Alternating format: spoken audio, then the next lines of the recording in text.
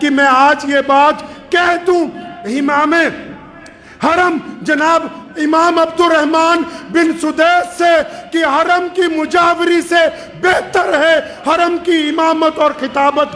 اگر یہ خطابت بادشاہ وقت کو فلسطین کے مسلمانوں کے بہتے ہوئے خون کا احساس نہیں دلا سکتی تو پھر اس امامت کا کوئی فائدہ نہیں۔ نعرہ تکبیر،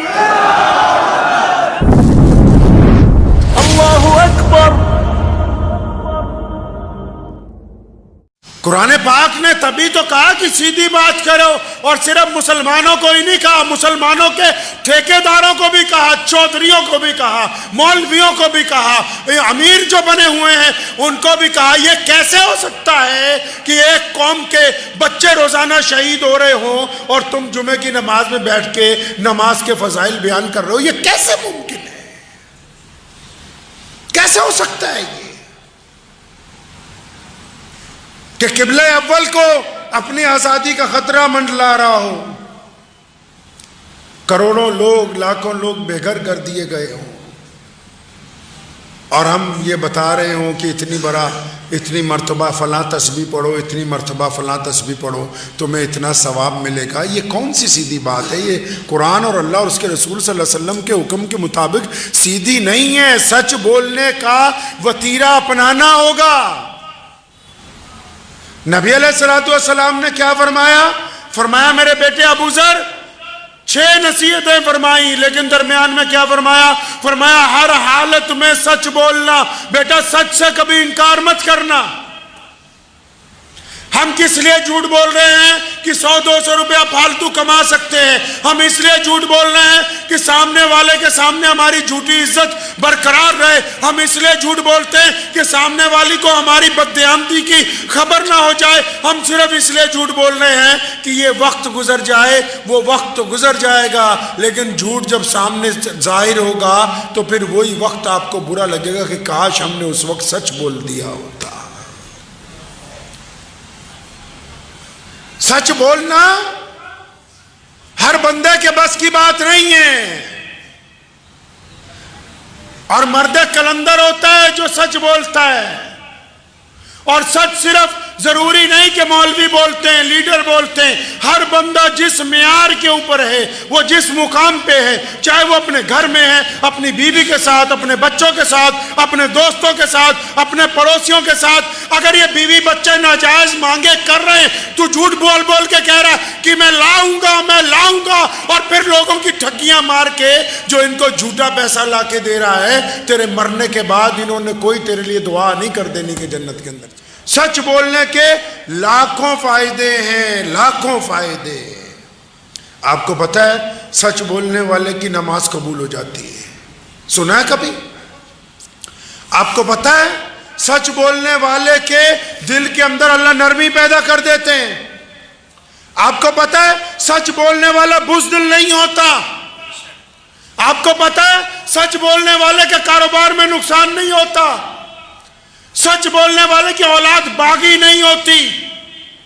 سچ بولنے والے کی کوئی بے عزتی نہیں کر سکتا۔ سچ بولنے والے کے ساتھ کبھی گھاٹے کا سودا نہیں ہو سکتا۔ سچ بولنے والے کو کبھی ٹھوکر نہیں لگ سکتی، کیونکہ جب بندہ سچ بولتا ہے نا، جب بندہ بسم اللہ پڑھتا ہے، بار بار اپنے رب کا نام لیتا ہے اور سچ بولنے کی بات کرتا ہے، اللہ فرشتوں کو کہہ دیتے ہیں کہ میرا بندہ میرے خوف کی وجہ سے سچ بولتا ہے، اس کے دائیں بائیں ہو جاؤ۔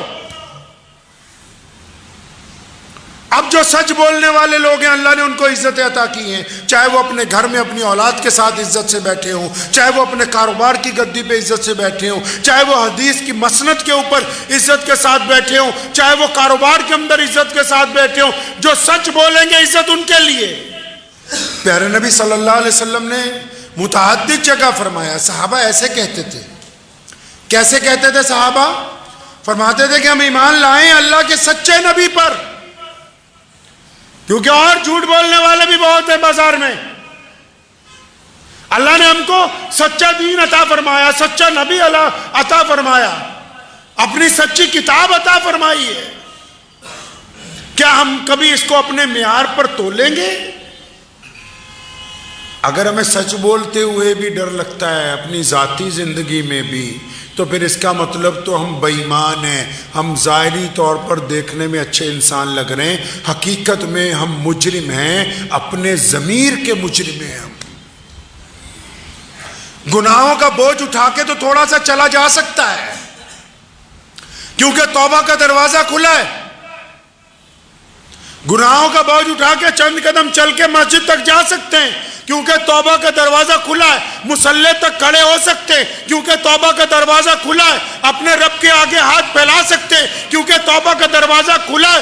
لیکن جب بندہ ضمیر کا مجرم ہو جائے، جب پتہ ہو کہ جیب میں یہ پیسے پڑے ہیں یہ حرام کے ہیں، جب پتہ ہو کہ قلم نے غلط فیصلہ کر دیا یہ حرام تھا، جب پتہ ہو کہ سامنے کوئی گرا ہوا ہے میں آنکھ بچا کے سڑک سے ایک طرف سے چل کے گزر گیا، جب پتہ ہو کہ پڑوسی کے گھر میں کھانا نہیں بن رہا میں بہترین کھانے کھا رہا ہوں، پھر بندہ اپنے ضمیر کا مجرم ہے. دوسروں کا مجرم تو معافی مانگ کے سرخروئی حاصل کر سکتا ہے، ضمیر کا مجرم کہاں جائے گا؟ ہم سب سے جھوٹ بول سکتے ہیں. لوگ اپنے رب کے آگے آ کے جھوٹ بولتے ہیں، یا اللہ مجھے معاف کر دے، دل میں ارادہ ہوتا ہے کل پھر ٹھگی مارنی ہے، پھر معافی مانگے. اپنے بھائیوں کو کہتے ہیں، دوستوں کو کہتے ہیں ہمیں معاف کر دے، دل میں ارادہ ہوتا ہے ایک بار معاف کرے گا دوبارہ جب موقع ملے گا پھر اس کا رگڑا پھیریں گے. لیکن جو اللہ نے یہ دل لگایا ہے نا اندر، جس میں اللہ نے ضمیر نام کی ایک چیز پیدا کی ہے، جب بندہ آخر میں خود اکیلا ہوتا ہے نا پھر اپنے جب ضمیر سے پوچھتا ہے تو ضمیر کہتا ہے کہ ہاں تو نے فلاں کی بیٹی کی طرف زنا کی جو نگاہ ڈالی تھی وہ جائز نہیں تھی، تیرے گھر میں بھی تو بیٹی ہے. پھر ضمیر کہتا ہے کہ تجھے فلاں کی بے عزتی کرنے جا رہا تھا وہ تو نے غلط کیا ہے کیونکہ تجھے پتا ہے کہ وہ بے عزتی کے قابل نہیں تھا، عزت دار تھا، تو نے اسے نیلام کیا. ضمیر کہتا ہے اندر سے، ضمیر کہتا ہے کہ ہاں تو یہ جو نماز پڑھ رہا ہے تیرا دل اپنے رب کی حضور راضی نہیں ہے، تو لوگوں کے ڈر کے ساتھ لوگوں کو دکھانے کے لیے سجدے کر رہا ہے. یہ ضمیر کہتا ہے بندے کو. ضمیر کہتا ہے کہ فلاں کی جگہ پر یہ جو قبضہ کر رکھا ہے اس کے گھر والے تڑپتے ہیں. اور جو بندے ضمیر کے مجرم ہو اور پھر ان میں اتنی طاقت نہ ہو کہ وہ اپنے ضمیر کی آواز سن لیں. ضمیر تو بار بار کہتا ہے کہ ہاں میری قوم کے بچے شہید ہو رہے ہیں، میں تو اخلاص سے ان کے لیے دعا بھی نہیں کرتا، میں تو ایک لفظ بھی ان کے لیے نہیں بولتا. ضمیر تو کہتا ہے کہ کیا ہوا قبلہ اول کے لیے تم نے اپنے دل کے اندر کیا ارمان بنائے؟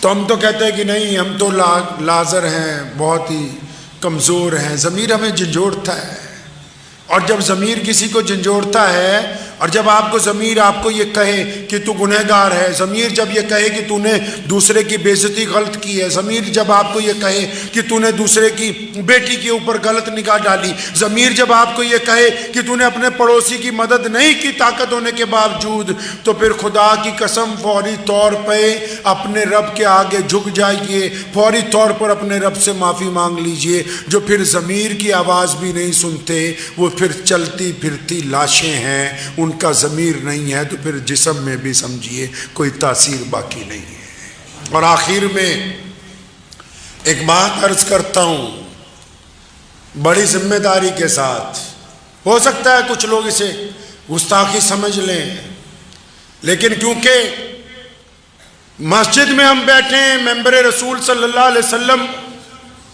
کی جو ذمہ داری ہے، تو مجھے ان رگوں میں چلتا ہوا خون مجبور کرتا ہے، کیونکہ خواہ ہماری زندگی جیسی مرضی ہو لیکن ان رگوں میں جو خون چل رہا ہے نا، میرے والد مولانا حبیب الرحمن ثانی لدھیانوی رحمۃ اللہ علیہ اور ان کے جد امجد حضرت مولانا شاہ عبد القادر لدھیانوی رحمۃ اللہ علیہ اور پھر ان کے جد امجد حضرت عمر ثانی عمر بن عبد العزیز رحمۃ اللہ علیہ، اور پھر ان کے جد امجد حضرت عبداللہ ابن عمر رضی اللہ تعالیٰ عنہ ہمیں یہ خون مجبور کرتا ہے کہ میں آج یہ بات کہہ دوں. امام حرم جناب امام عبد الرحمن بن سدیس سے کہ حرم کی مجاوری سے بہتر ہے حرم کی امامت اور خطابت. اگر یہ خطابت بادشاہ وقت کو فلسطین کے مسلمانوں کے بہتے ہوئے خون کا احساس نہیں دلا سکتی تو پھر اس امامت کا کوئی فائدہ نہیں. نعرہ تکبیر، نعرہ تکبیر، ختم نبوت، ختم نبوت، نعرہ تکبیر. عمر رضی اللہ تعالیٰ عنہ ہمارے جد امجد نے جب خلیفہ بنے ممبر پر کھڑے ہوئے فرمایا اگر مجھ سے کوئی غلط بات ہو جائے تو کیا کرو گے؟ تو سامنے سے ایک بدو مسلمان کھڑا ہوا. فرمایا عمر اگر اللہ اور اس کے رسول کے راستے کو چھوڑو گے تو ہمارے اور تمہارے درمیان یہ شمشیر فیصلہ کرے گی. ہمارے قائد جو ہیں بھارت میں حضرت مولانا سجاد نعمانی صاحب مدذل اللہ ان کو صحت اور لمبی عمر تھے. ان کا خط سوشل میڈیا پر میں نے پڑھا، اس گنہگار کا نام بھی اس میں موجود تھا. انہوں نے لکھا ہے کہ عرب کے جو حکمران ہیں ان کو غیرت دلوائی جائے تو حضرت سے بڑے ادب سے گزارش کرنا چاہتا ہوں حکمرانوں سے تو ہمارا کوئی واسطہ نہیں ہے، ان سے تو ہمارا کوئی واسطہ نہیں ہے، لیکن امام حرمین شریفین کو بڑے ادب کے ساتھ یہ کہنا چاہتا ہوں کہ حضرت یہ وقت کے حکمرانوں کو اگر مسجد نبوی کے ممبر سے اور اگر خانہ کعبہ کے ممبر سے یہ اعلان نہ ہوا کہ آؤ ان فلسطین کے مسلمانوں کی مدد کرو تو پھر اسی امامت کا اللہ اور اس کے رسول کے نزدیک کوئی فائدہ ہونے والا نہیں ہے. ہماری پہنچ آپ تک ہے. آپ پوری دنیا کے مسلمانوں کے اس مسلح پر کھڑے، اس جا نماز پر کھڑے ہیں آپ جس کی طرف منہ کر کے ساری دنیا کے لوگ نماز پڑھتے ہیں. آپ اس مسلح کے اوپر کھڑے ہیں. تو آپ سے گزارش ہے کہ حرم کی مجاوری سے بہتر ہے. قرآن پاک نے، آپ ہمارے سب سے بڑے عالم ہیں، میں آپ کو کیا قرآن پاک کی تفسیر سمجھا سکتا ہوں، لیکن اللہ نے قرآن پاک میں دو ٹوک فرمایا کہ فرمایا ان لوگوں کو ان کے برابر سمجھتے ہو جو حرم کی مجاوری کرتے ہیں اور وہ جو دوسرے اللہ تبارک و تعالیٰ کے راستے کے اندر کھڑے ہیں. یہ برابر نہیں ہو سکتے، یہ برابر نہیں ہو سکتے. جو مقام اللہ کے راستے میں جن لوگوں کا ہے وہ حرم کے مجاوروں کا نہیں ہو سکتا ہے. تو آپ سے درخواست ہے، پتہ نہیں یہ میری گفتگو حضرت امام حرمین شریفین تک پہنچے گی یا نہیں پہنچے گی، لیکن اگر پہنچے گی تو میں ان سے گزارش کروں گا کہ وقت کے حکمرانوں کو للہ آپ اپنی منصب امامت کے ذریعے یہ احساس دلوائیے کہ فلسطین کے مسلمان اہل عرب کی سب سے زیادہ دعاؤں کے ساتھ کے ان کی ہمدردی کے اور ان کی موجودگی کے مستحق ہیں. وآخر دعوانا ان الحمدللہ رب العالمین. مجھے امید ہے کہ آپ کو یہ ویڈیو پسند آئی ہوگی. اگر پسند آئی ہو تو یہ آپ اپنے دوستوں کے ساتھ شیئر کریں اور اس چینل کو سبسکرائب ضرور کریں.